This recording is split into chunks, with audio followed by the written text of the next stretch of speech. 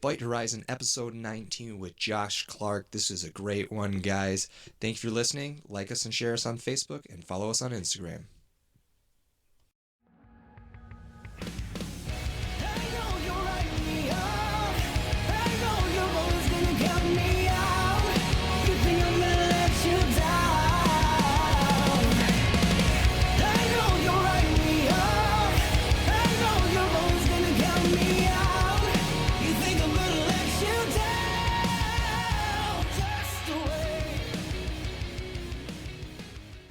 All right, Fight Horizon episode 19 with the composer of combinations himself, Josh Clark. Hey, Josh. Wow, good morning. Good morning. Good I like morning, that. good morning. A beautiful Sunday morning for a podcast.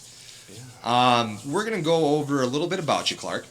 For all of our Fight Horizon fans or our Fight Horizon community that don't know you or the Neutral Ground community that doesn't know you, I'd like to introduce you to that. Okay. So, where would you like to start? Man, there's a lot to go over. So, I guess we could really start with what got me into martial arts to begin with. Yeah. For all those who don't know, Josh is the head kickboxing instructor at Neutral Ground Martial Arts Grafton. I got to know Josh when I started doing when I was setting out to do a few fights, and I was graced with the knowledge of his skill that helped me out later. So, yeah. Let's go over what got you into martial arts. Well, started young. Mm-hmm. I was a kid, and just like any young kid, I loved to hit stuff, and it was really fun. And so I got a chance to try out Hapkido. Now, when I was a kid, there wasn't a lot of kid class martial arts. It was mainly adults. It was basically adult men. That's all it was.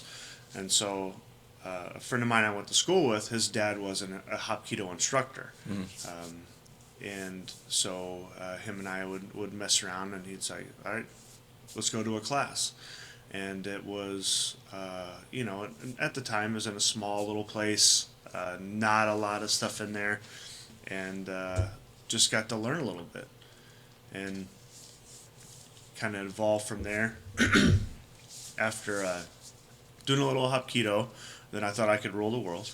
So Were most of your ukes like adults then when you were a kid? Yeah, Or- it was just me and him. Him and I were the only kids in the class. Okay. And all the rest were adults. I remember my first day very vividly because the first thing that we did is we stretched and we warmed up, and then we had to set in a middle stance, and we had to punch sand.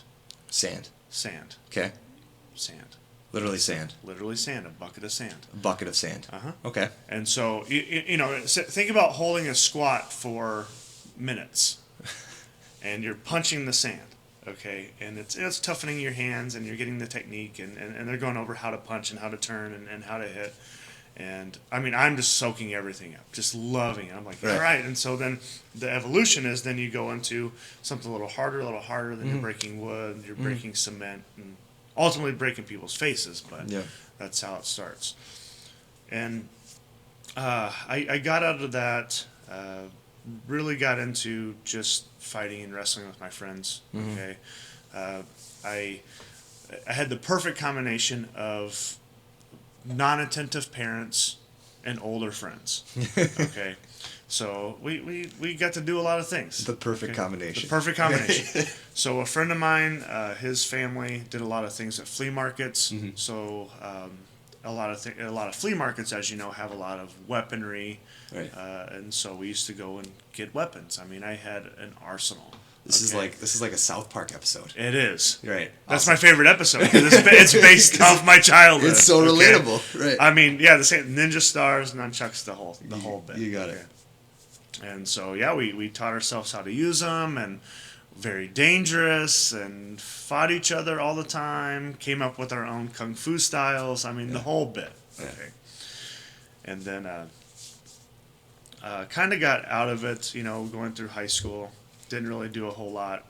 And then I met a guy at the time who was getting into boxing. Okay. and he's like, look, I'm going for Golden Gloves. I need training partners. I need someone to come in. Do you want to come in and do some boxing? And like, would love to, love to. And that was a dumb idea. Of course, it was a dumb idea. I mean, starting any martial art, like you think it's a smart idea, it's a dumb idea, but it paid dividends. So I went there, and it was West Side Boxing Club. Where's that at?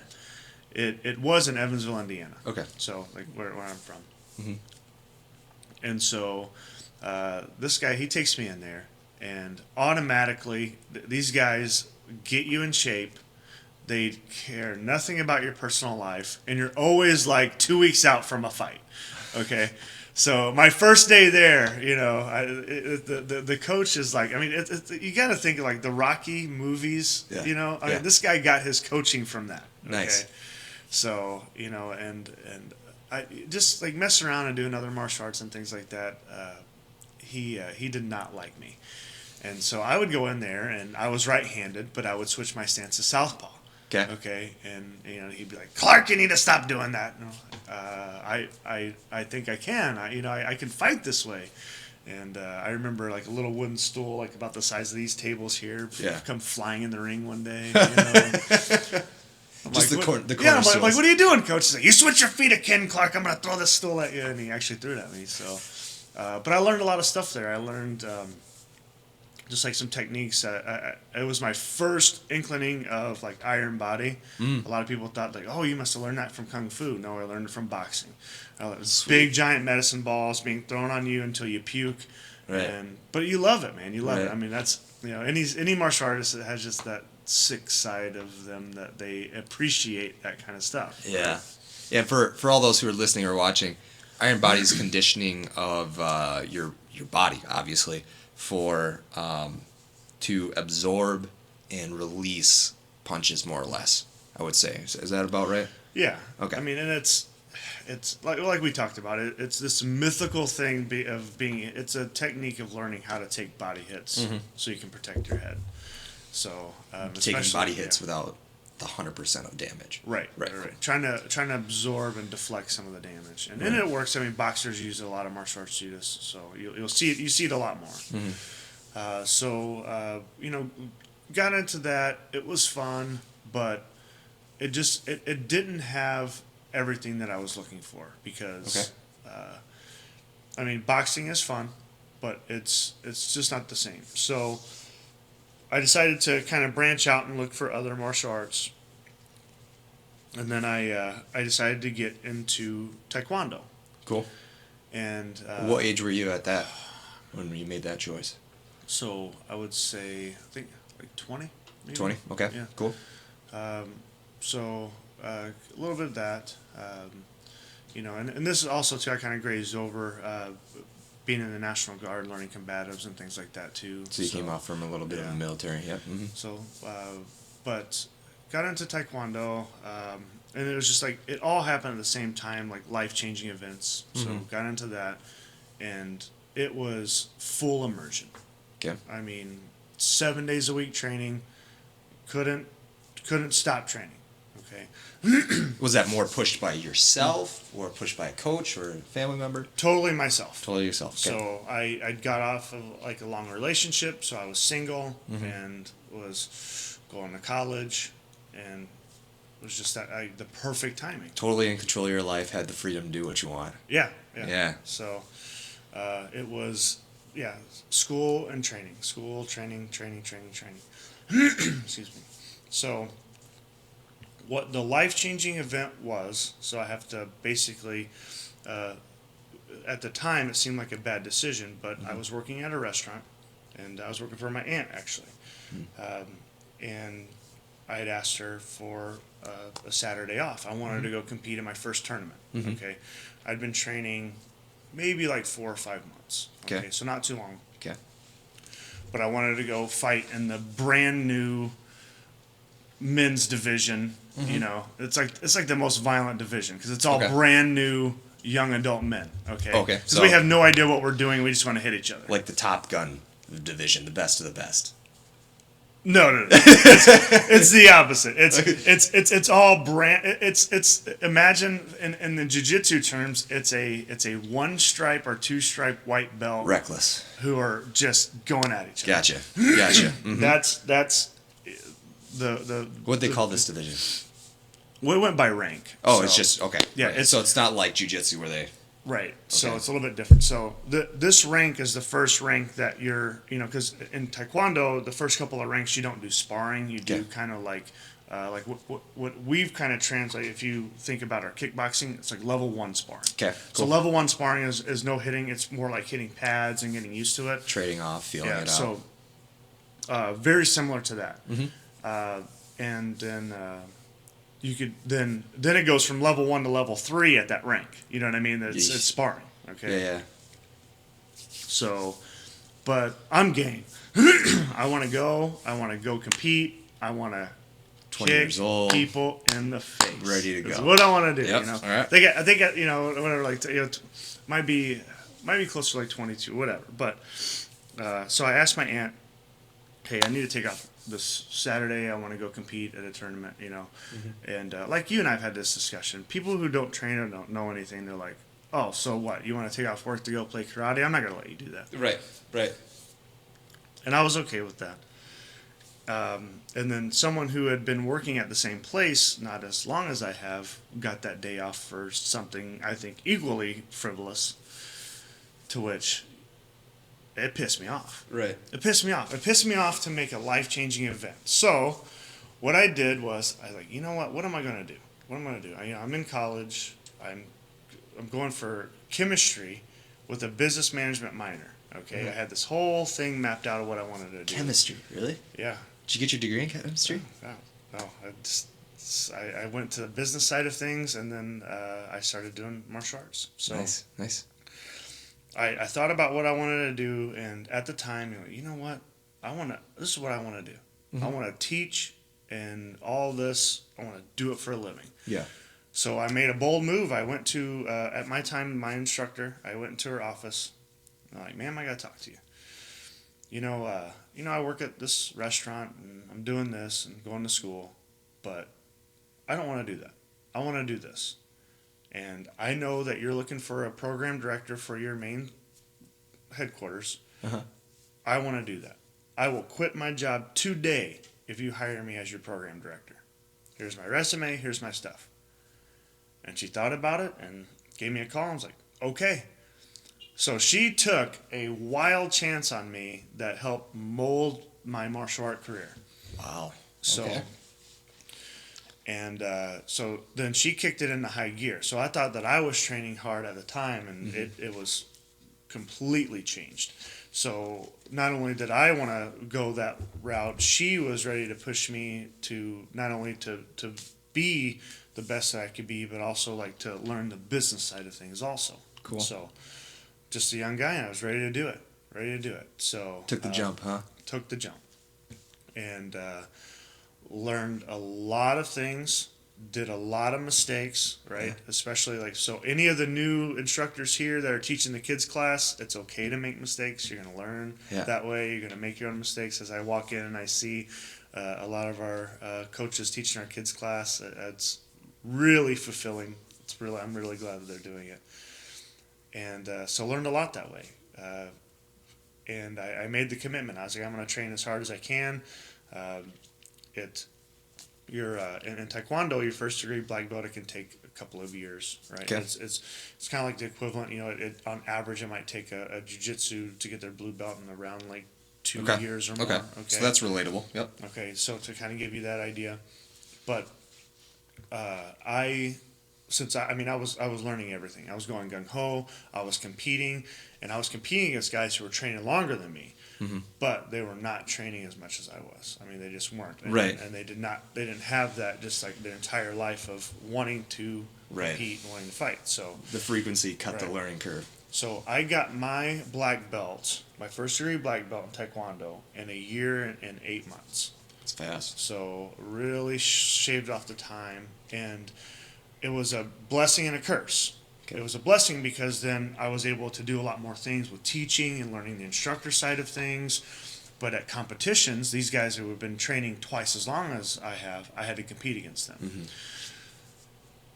So then it's like, okay, well now I need to steep up my learning curve, because once you get up to that division, and that's where the division really does get competitive, because then when you're in the adult men's black belt division, that's the division to be in, okay? Because that is where these guys are, I mean, the best of the best, and that's the one that you want to fight in, okay?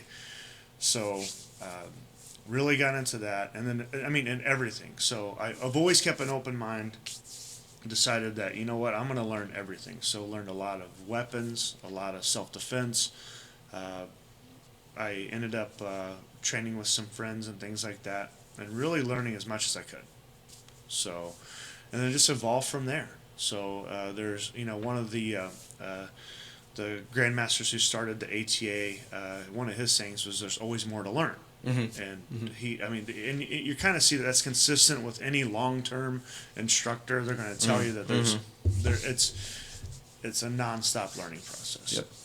So, got into that, got into teaching, got into competing, and just branched out from there. Yeah. So, one of the most fulfilling things that I've done, other than teaching, was kind of go back to see what I wanted to do.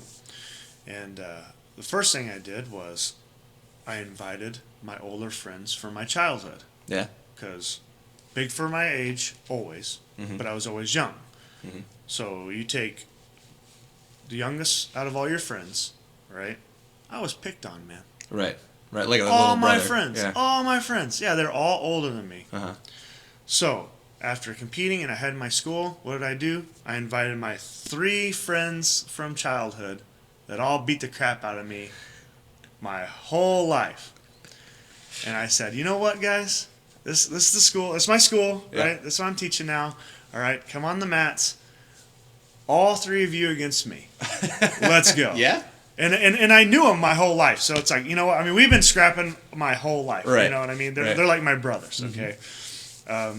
Nick, Josh, and Paul. These 3 guys, man. Nick and Paul are brothers, okay, actual brothers.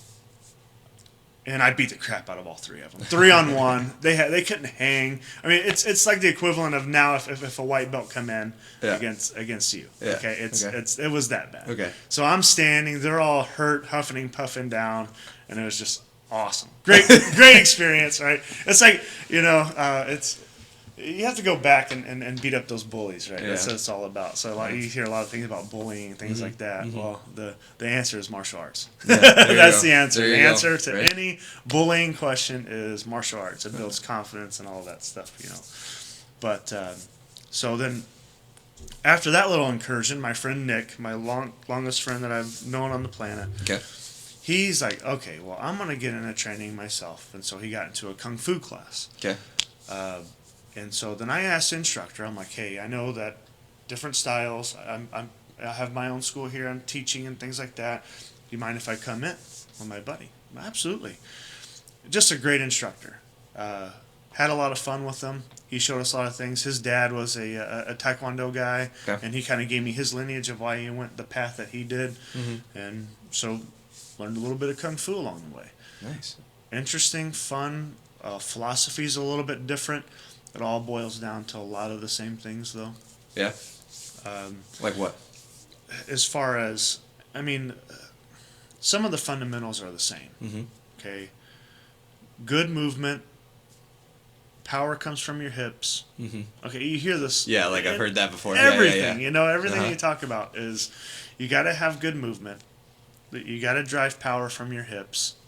And it's just about balance. I mean, some martial arts balance and favor certain things over others, and that's why mixed martial arts is a conglomerate. You really take and pick the best things out of each thing that you want. Okay. So, like you've talked about, like you've heard me say, this is the circle of life. Right. And no one's ever taught me this. This is what this. If anything that I could teach someone is the circle of life is why you need to learn more than one martial art. Because if someone's trying to punch you in the face, okay, and you know that, you know what, this guy can outpunch me, what do? You kick them. Mm-hmm. They can't punch you if they can't reach you. You Mhm. kick them. Okay? Right. All right, so you have someone who's kicking you. What do you do against someone who's kicking you? You take them down. Mm-hmm. You can't kick on the ground very well, can you? Right. Right? Right. That's why a lot of Taekwondo karate guys don't like being taken to the ground. Okay? And last part of it, if someone's trying to take you down on the ground, or they're grappling you, Mm-hmm. that smirk on their face, right? You see how the grapplers smirk, Yeah, right? yeah. What do? You punch them right in the face. Okay? And that's a circle of life. So you have to have a situation, for each one. Right, and if I was listening to this, I'd be taking notes because that's valuable information that I've brought up a lot in my fighting career. So, no matter what you do, you're right.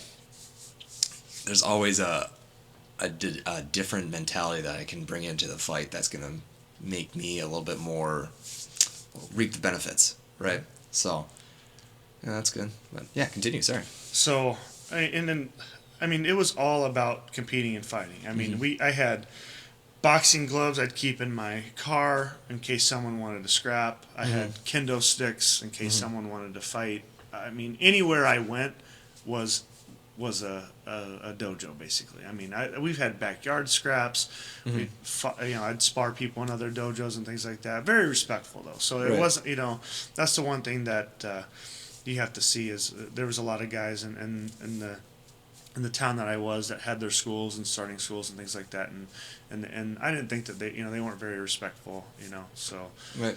but I was always respectful when I went to other places and trained with other guys and stuff like that. And then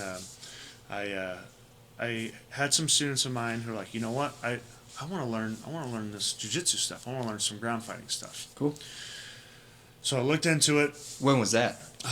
So this was, let me think about this time-wise. I think around like 2006, maybe. Okay.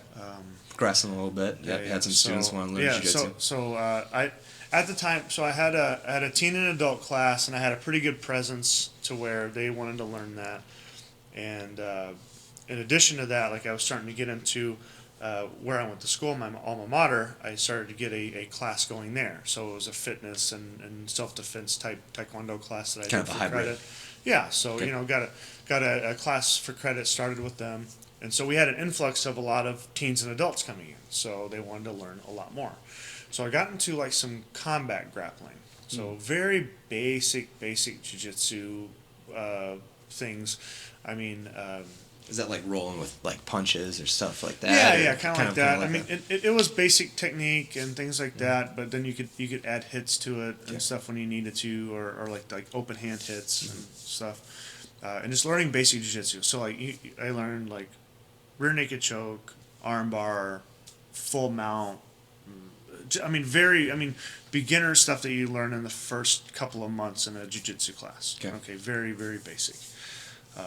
But once again, if that's all you're learning, you think that's all there is to it. So it was like, okay, so I learned those things, and I'm like, oh, I know jiu-jitsu now. Got it. I'm kind of an Nailed expert. it. Nailed it. Nailed it. Got it. Okay. And then one of my students, who was a good friend of mine at the time, he ended up moving back to his home, and he started training at a place in Indiana, Shadow House Jiu-Jitsu. Okay. And he came back. That sounds like a really cool name to be. Oh, it's just Shadow House. Shadow House Jiu-Jitsu, man, just awesome. Nice. And he told me about his instructor, and his instructor is a stud. Yep. And so he comes and he's like, hey man, I got a couple of things to show you. And all right, what do you got? And so we're rolling around, and at the time, I'm competing. In 2005, I got a state title. I trained a lot, and in 2007, I was making a run for a world title. Right. Okay. Taekwondo. In Right. Taekwondo. Got it. Right. So, at the time, I was really in shape. I was training a lot, and so when rolling around with people, I was using mainly strength and speed. Just all of that. Okay. And so him and I are rolling, and I'm in his guard, and I don't know the dangers of guard yet. Right. I'm just like, oh, you're on the bottom, I'm on the top. I'm kind of winning, okay? And so what I realized I didn't know a lot about jiu-jitsu is he hit me with an up and over sweep. Okay. Okay. And not only did it knock the wind out of me, it's just a weird feeling from being dominant looking down on a guy to being turned over and looking at the ceiling and hitting the ground, and then they are full mount on top of you. Yeah. Absolute most scariest thing that I went through. Okay, and this he's a big guy too. Okay. So I mean, it completely knocked my whole frame of being out, and I'm like, yeah, I gotta learn some more of this. Yeah. You know, so started to get into it a little bit more. Take a little bit of a break from it. Started going to competing back into jiu-jitsu. Yep. Or taekwondo rather. Took a break from that. Competed. Got to world level in 2007. Mm-hmm. And did well at worlds. Got 4th place, which means that I lost to the guy who got 1st place. Eesh. You know. But just great experience. Right. I mean, traveled around the country, competing. Just a lot of good moments. Okay. And then everything was good. 2008, terrible year personally.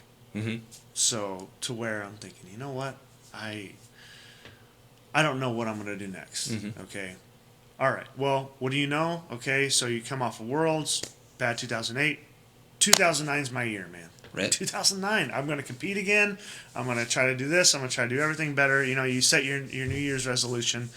Come January, I see a buddy of mine. Him and I are just wrestling around. Why? Because we always wrestle around. I mean, we're always fighting. I mean, we're little kids. We're not grown up. Yeah. We're just wrestling and fighting all the time, nonstop.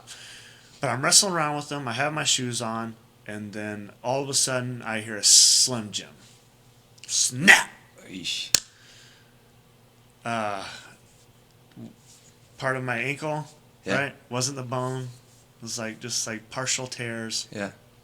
No 2009 season. Okay, Right. there goes that. Right. And so, I'm like, you know what? What am I gonna do? Around that same time, I met my now wife. Mm-hmm. Met her online. Mm-hmm. We started talking. Mm-hmm. February 2009, we met in person. Started dating, and then I visited here. Yep. So visited Wisconsin. She visited Evansville, Indiana.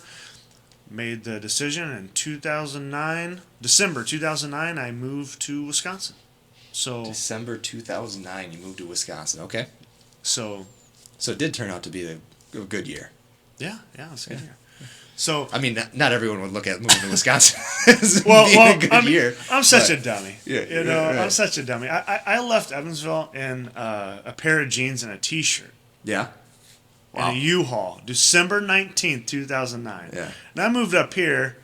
That day, it was snowing, 1.5 feet of snow, and people are looking at me in a U-Haul like, what are you doing? Well, y'all moving up here from Indiana. Sounds like a good idea at the time. You're dummy. You don't Yeah. move to Wisconsin in December. What are you doing? Yeah. So, moved up here. A couple weeks later, got a job where I'm working at now in retail. And started. Was like, all right, I'm gonna go to a gym. Yep. Okay, so if anyone in martial arts knows where you go in the Milwaukee area for a gym, you look it up. You go to Duke Rufus. Right. Okay. At that time, that's what it was. Yeah. That's what it was. Mhm. Okay, and I mean that's what I was. I mean I was like a taekwondo, kickboxer. Right. That's the school to go to. That's a striking school. Yeah. Yeah, go to striking school. Yep. Which they also offered a jiu-jitsu class. Okay. To which, like, hey, I know a little jiu-jitsu. I should probably do this. 2009, Duke Rufus. Okay. So this gets into January and February 2010. Uh-huh. I remember like some of the coaches there at the time, like Pat Barry was a coach there. We just watched Rose's fight last night, and she was probably around 16 or 17 at the time. Did she win, by the way? Yeah, she won. Oh, yeah. fuck yes. It's a good fight. Good.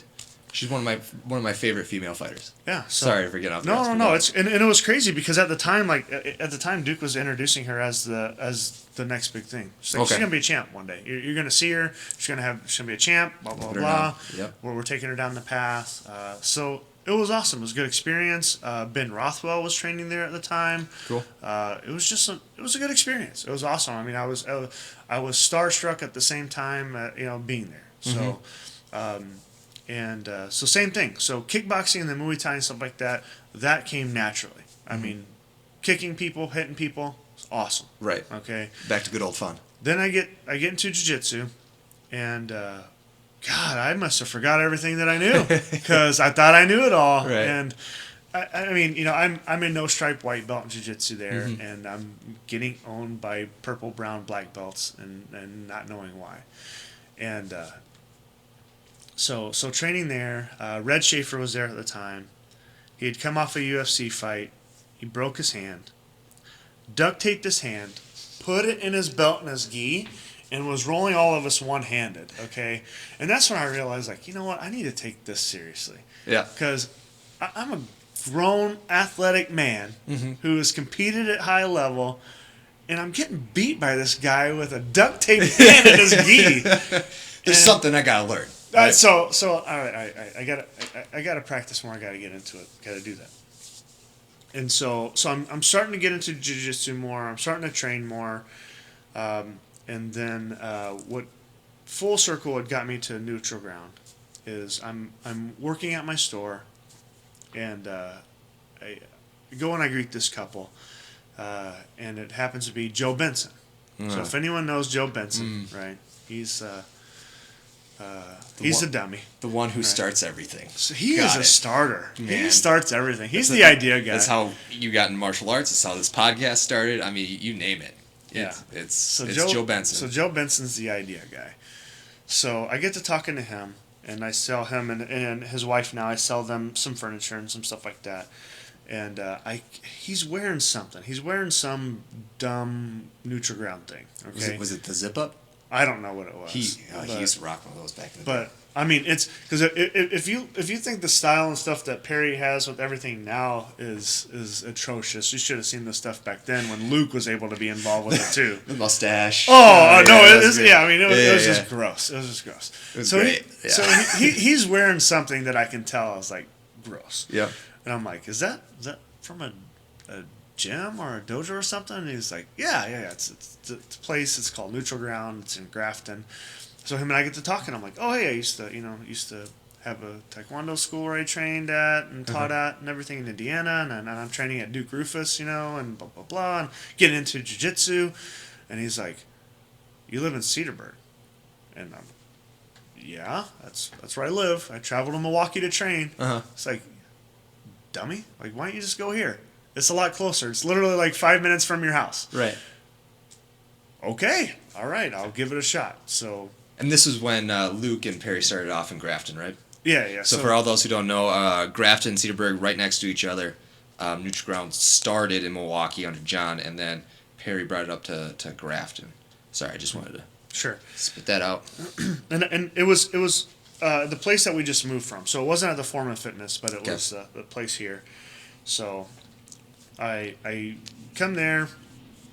I do a couple of night classes. I don't remember who I met, but at the time there was some souped up, jacked up white belt that doesn't train here anymore. Yeah. Who dropped me on the back of my neck.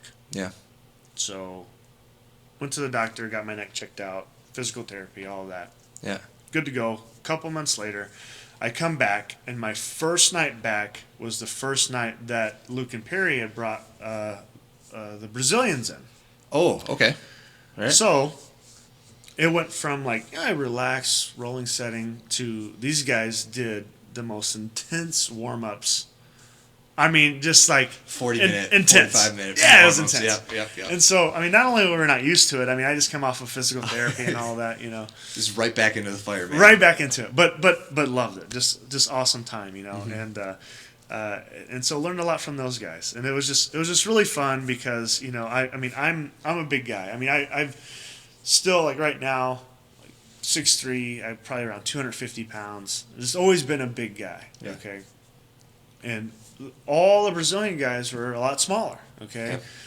Yeah. And I just remember right after the warm-ups, after we're all dying, Thiago says, you know what?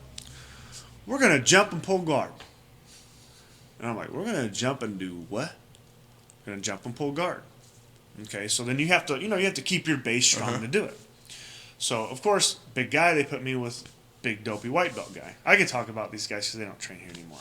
Right? So, Well, that's people that aren't in jiu-jitsu, that's how NutriGround talks. It's like, God, that was real dumb. That means you really like it. Right, you know what I right, mean? right, So yeah. there's a lingo to it.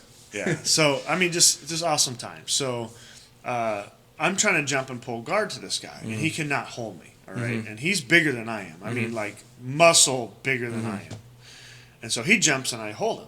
And I jump and he's not holding my guard. And Tiago comes over there and he's like, "What are you doing, man? Do this right. You gotta set like this and that." And just like talking a mile a minute. And this guy is like deer in the headlights. Right. He's like, "Oh, I don't know, whatever." And so he's trying to explain to him how to do it. So he grabs Danilo. At the time, this guy is like 120 pounds. Yeah, these guys are very light, very fast, very skilled at what they do. Yep. Yeah. I mean, my son is probably as big as he was at the time. He's going to be 4 this month, okay? I mean, this little guy. And so he looks at me, and he looks at Danilo, and he goes, "I want you to jump and pull guard." On this little guy? Yes. So I jump up, and he's holding me up. Like, not even breathing heavy. Just sitting here, holding the gi, squat stance, nice, strong back, strong core. And he's just holding me there. Yep, framed. Yep. Yeah, and I'm like, what kind of sorcery is this? Hold me up. This is some Brazilian magic right here. Brazilian magic. So then I had to bow down to that. So kind of transitioned from training at night to training in the morning. Yep. And I will say that there, especially then, more so then than now, but there was like this weird conglomerate of morning training people and night training people. Yeah, like a different. It was almost like a different gym. Like a different demographic. Yeah. So, then that's how I started training with main training partners I trained with in the morning. We would train with either like Tiago, those guys would be there teaching. And there was a few guys that have come and gone, but the other morning guys that are still around the gym are Tim. Yep. Yeah. Shocker. And Evan. Oh, really? So Evan was a morning guy. Evan was part of it. We're going to have Evan on next episode 20, I was going to say, but he was on it, I think, 18 as well. So he's everywhere, man. Yeah, so we learned a lot. So training with those guys. And there were some other morning guys that kind of came and gone and went and everything. So just fell in love with it, jiu-jitsu. Had to kind of give up the kickboxing thing. Because they didn't really offer Muay Thai or kickboxing. Right. So I wouldn't say fully transitioned, but transitioned from a striking martial art, the heavy background of striking martial arts to jiu-jitsu. Right. Weird, right? Super big change. It's crazy. So, especially because I was doing even the combat grappling. Like I even in between during transitions, like I wanted to hit people and elbow people and I couldn't. Well, when you roll with Evan, that's what kind of happens. I mean, Well, I still do that to Evan.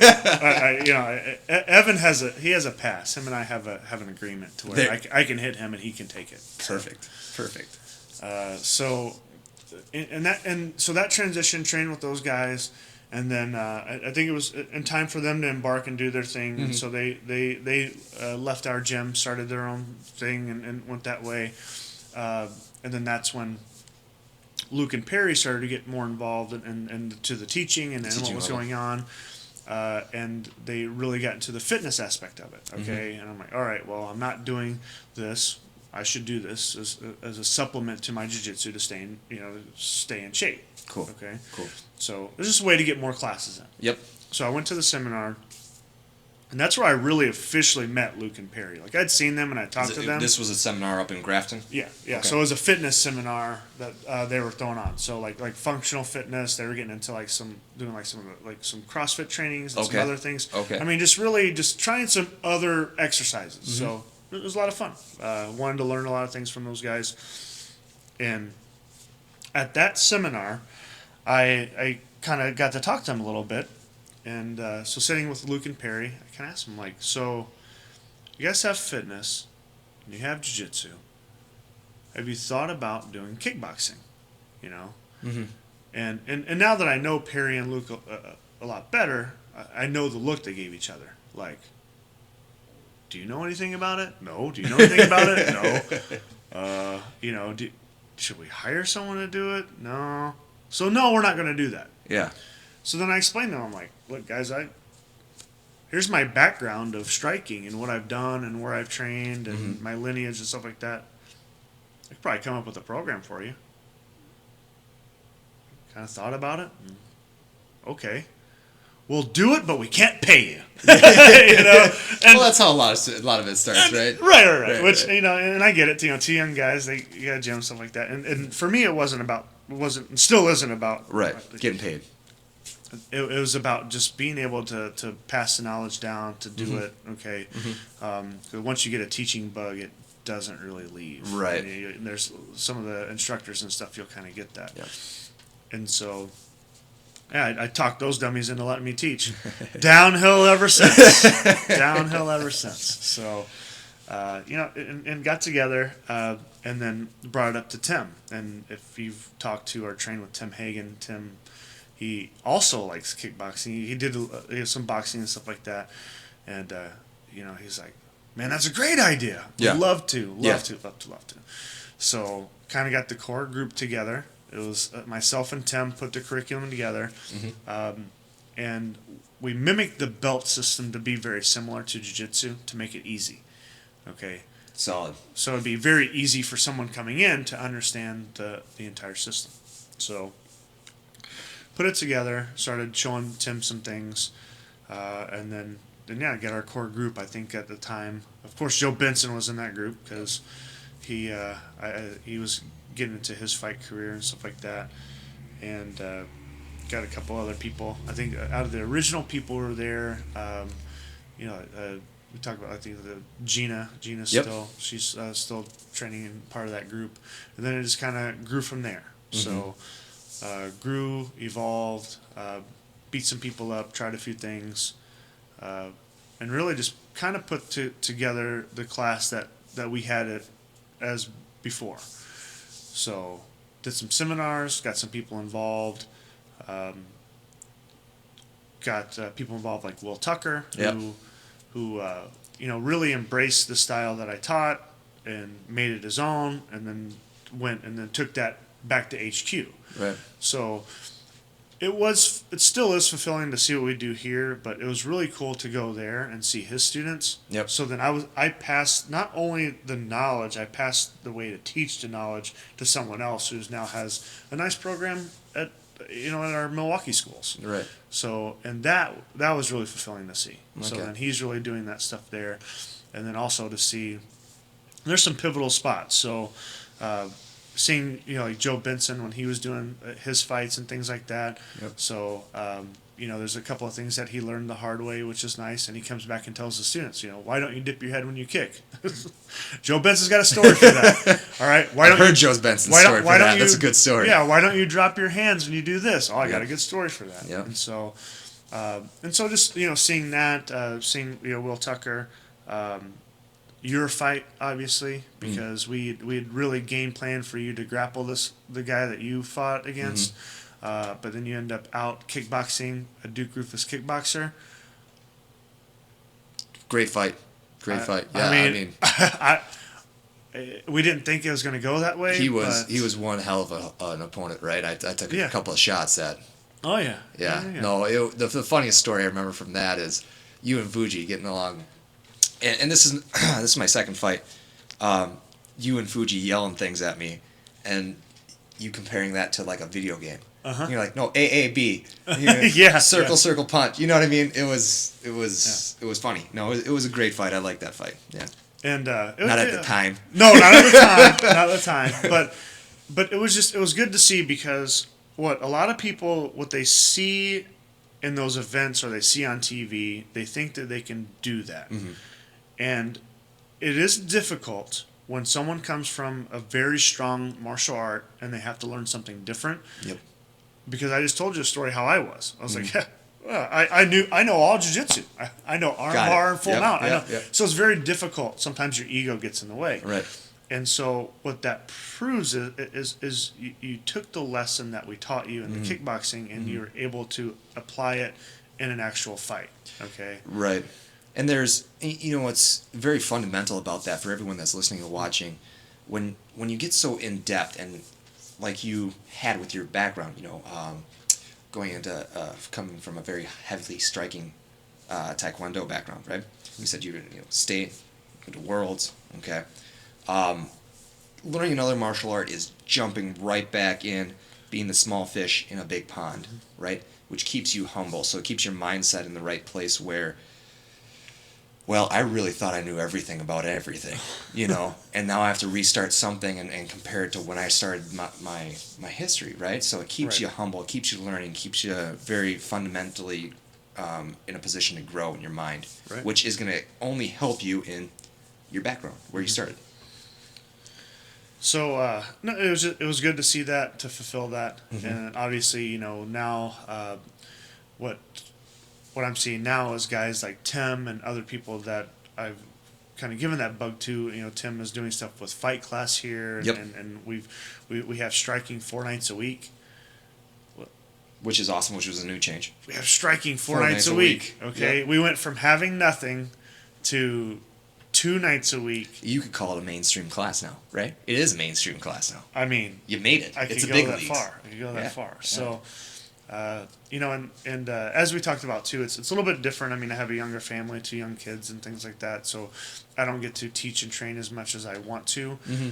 But I have people that I've helped and trained in place that's able to do that. And the thing is when my kids are old enough, they're going to be in class, Right. and so Right.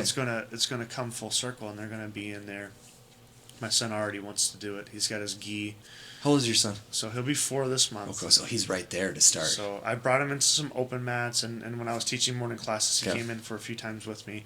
It's just there's this weird paradigm where you can't teach your own kids in a dojo setting. Okay, you talk to Fuji, talk to Steve, I talk see to what these you're guys. saying. Yep. You gotta have someone else teach your own kids. And what's funny is my instructor had me teach her daughter Taekwondo at one time, and I never understood it, and now I know why. Because regardless of your title or Mhm. rank or Mhm. whatever you are in the class, you're always a parent to them. Okay. So they don't care. They don't care that you're teaching. They don't care that they're gonna do whatever they want. So they don't see you as that. So Mhm. it's a different setting. Mm-hmm. So I'm gonna have to have someone else beat up my kid. It's great. It's a great time. Yeah, no, I mean, it might sound a little bit early for a kid to start at 4, but really, it's really, really common. At least a lot of the instructors, a lot of the other people that have been very familiar with this gym have wanted their children to start around 4 or 5. To have those fundamentals to be when you get older. When you're 15 or you're 20 or even going on further than that. It's something that they will see very beneficial. Mm-hmm. Yeah. My youngest student ever was 2.5. 2.5. Her brother was in my class. Yeah. And she was on the sideline, very much like this. Uh-huh. And you'd see her on the sideline, and she was copying class. Yeah. Copying class. And Just shadowing it, huh? I'm like, you know what? Let's see if I can get 10 minutes of her listening in class. Yeah. And so then 10 minutes turned to 20 minutes and turned to 30 minutes. And so she, a little bit. Mm-hmm. So it's not, not everyone. And obviously that's going to change. And the better they can listen, the better their class will be structured. But, Right. Right. It'll be interesting. It'll be interesting to see. So Yeah. obviously he's, I see a lot of myself in him already. He's Ninja Turtle everything. He likes weapons. I at least have a couple of foam ones.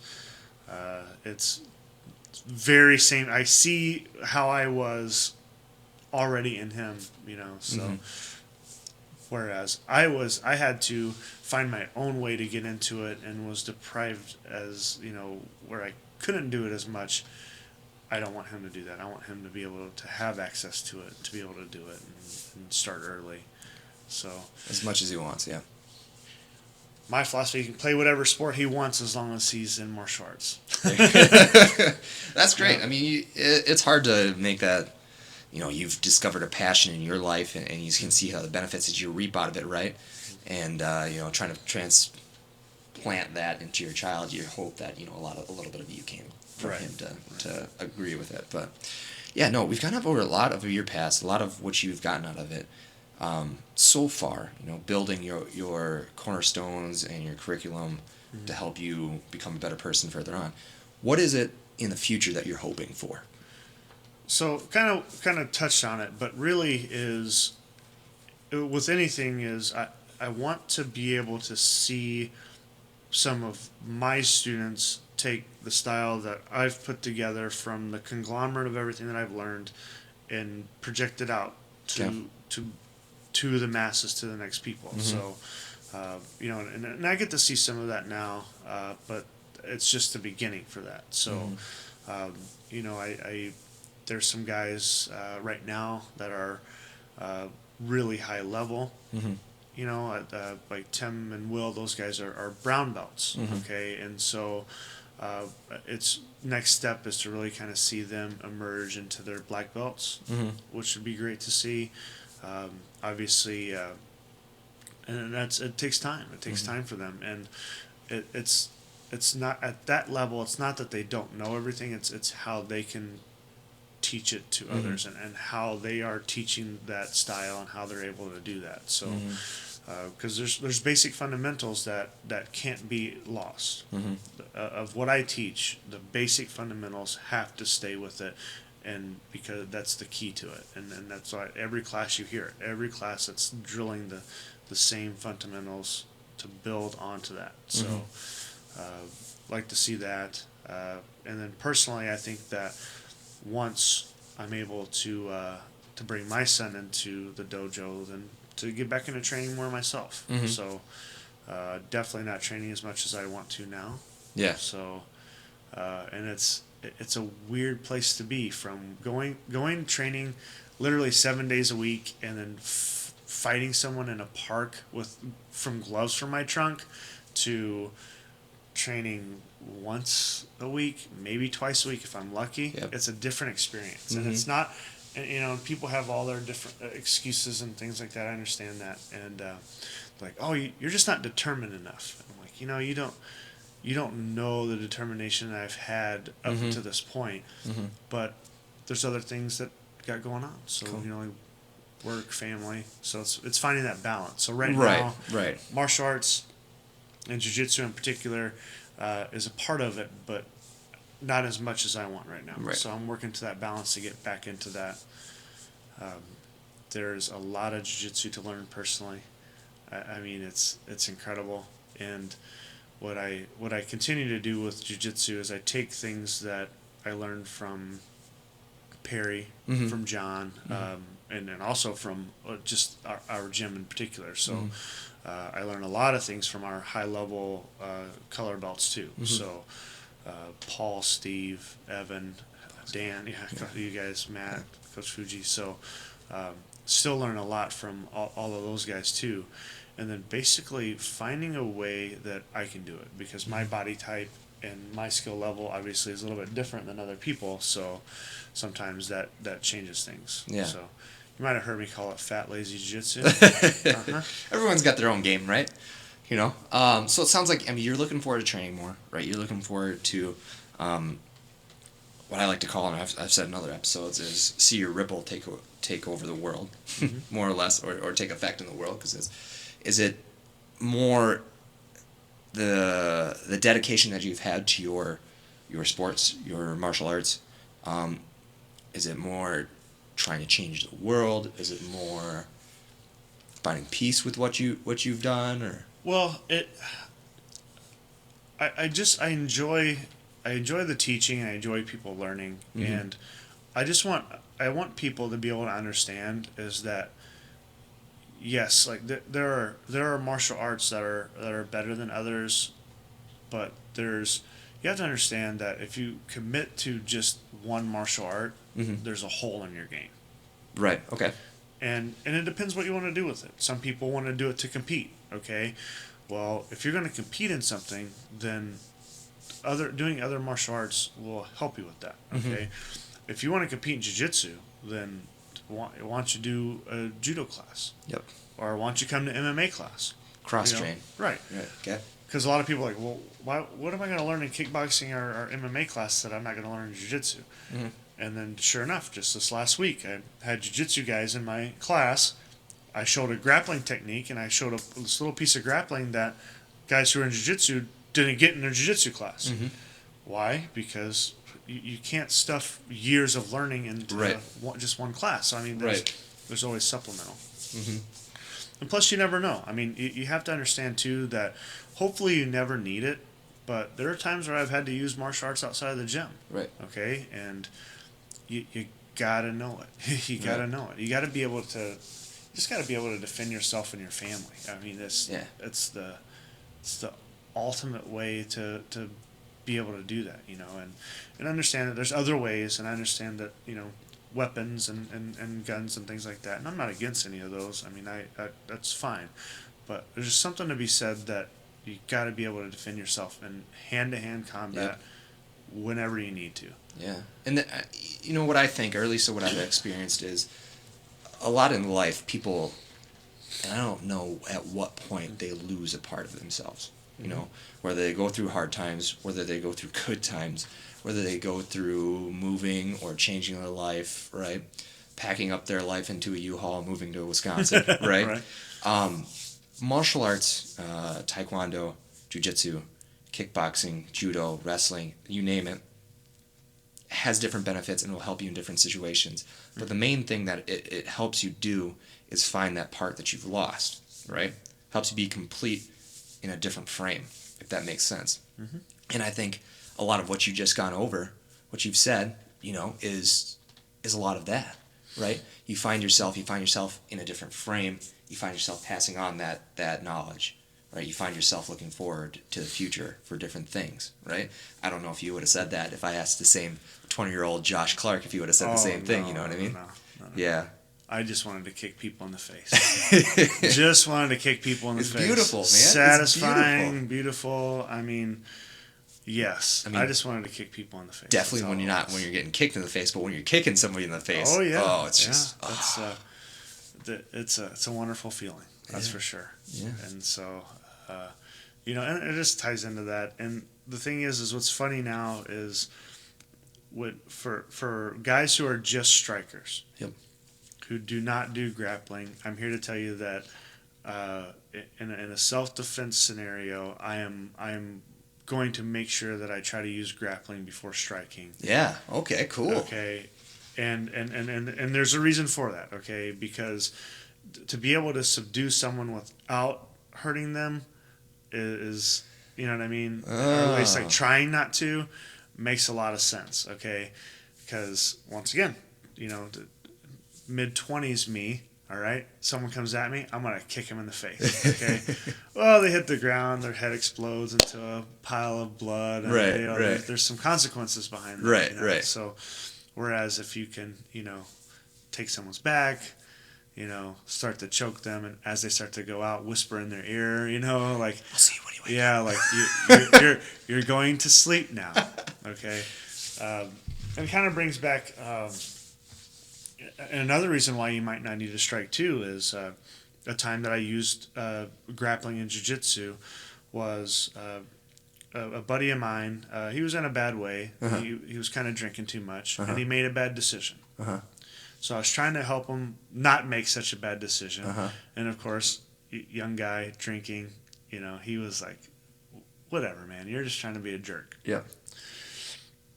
So the first thing that he does is he tries to hit me. Yeah.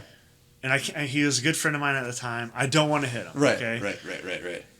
So I grab him up, get his arm. Okay.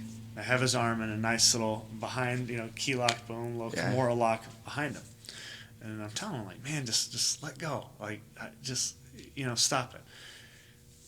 Takes his other hand and tries to claw on my face, tries to do this, grabs a pin, tries to stab me with a pin. I mean, this guy's in a bad way. Yeah. And so I get out of the way, I get behind him, and I make his hand touch the back of his neck, okay? And I let him know, I'm like, man, I am really close to breaking your arm, Right. okay? I'm going to let you out. If you try to hit me, I'm going to break your arm, okay? But if you get up, you can walk away from this with only being a drunk jerk. Right. Okay? Right. So in that aspect, I was able to use grappling to subdue someone I didn't really want to hit. Right. Okay. And take that consideration. He had a sore arm and maybe a sore shoulder. Okay. Sore ego, maybe. And a sore ego. Yeah. But I didn't want to hit him. Which is nothing broken or bleeding, or you have to heal from for the next weeks. So there's lots of reasons why grappling can be, if not more effective or safer for both of you. Because a lot of people think that, just because I'm a striker, that means that I can hit anything I want. Okay. You ever had anything broken in your foot? Yeah. Broken in your hand? Yeah. Sucks. Yeah. Okay? Sucks. It's not good. Okay? And it takes a while. I mean, these are things we use every day. It takes a while to heal. Or if they ever heal. Right. I can show you injuries that have never healed. Okay? Right. In my hand and feet and all that stuff that have never healed. Mm-hmm. So there's a time and place for it, but I will tell you that grappling is something that for the long run is going to be safer for Mm-hmm. you in that kind of scenario. So, but for all my grappler only people, which there's a lot of them at our gym, okay, remember what happens when you can't get close to someone. You got to learn to close distance, and close distance comes from other things like kickboxing and judo. Mm-hmm. Okay, kickboxing and judo is going to help you learn that distance control too. Yep. So, for my grappling dummies that only do grappling, they should definitely look into doing one other class at least. For And now that we have a mainstream kickboxing class, hello, plug Neutral Ground Kickboxing. There you they go. need to have it. They need to be there. Yeah. Come and see Coach Tim. Yeah. If you've never been to a Tim class, you are missing out on that. Okay, Mm-hmm. because he is Mr. Intense and just very technical. Yep. Okay. I mean, if you want a step-by-step on how to do something complex, then go to Tim. Yep. Okay. He will analyze it. He'll give you. I'm surprised he doesn't give you the speeds and variables and the like the gravity situation and what's going on. I mean, because the guy's very technical. Okay. Yep. But he will help clean up any technique that you need to striking wise, and so that's good to kind of see. And it's just funny to talk to Tim about instructing because he didn't have a lot of teaching experience. He had martial art experience, so he had to learn a lot of the instruction from us and from myself. Okay. So he's a little like bit born different and bred in background. NG. Yeah. Cool. Yeah. So it was interesting to see, and it was good to help and kind of see his career because he's helped a lot of people out and trained with them and stuff like that. So, and Tim knows one speed, and that's full blast. Yeah, you go to Tim's class, you'll understand that for sure. But that brings on like a lot of, you pick up your own style of game when you do jiu-jitsu or you do kickboxing, right? You take and you use and you maybe throw out some other things. But same thing about teaching, right? Mm-hmm. So you take things you like from other people, from different martial arts, from different classes you've taken. It's just like even just in nature, right? One set of DNA, if you have that through over generations, is probably going to fail, right? You got to grab different sections of your DNA, make it become yourself, and then you're going to become something evolved from where you started. So, yeah, but we're running pretty long on time here, so I'll probably end it. But what we need is another episode from you, which we'll schedule in the future. Yeah, right? Absolutely. We're gonna come up to like a Josh Clark part 2. Okay. But what we went over here is very fundamental. I really am glad that you came in. Sure. Thank you very much thanks for having me. doing Yeah, this. this origin story. I mean, we can do whatever we want. I have a whole series on bar fights. If you want to go over that, We should do a bar fight. We can do a bar fight episode. Oh yeah, That doesn't get boring. And we should have Joe on that one too. We should. We should. But Josh, thank you very much thanks for doing having this. me. Absolutely. Yeah, great time. Yeah. Look it up. Episode 19. Thanks very much.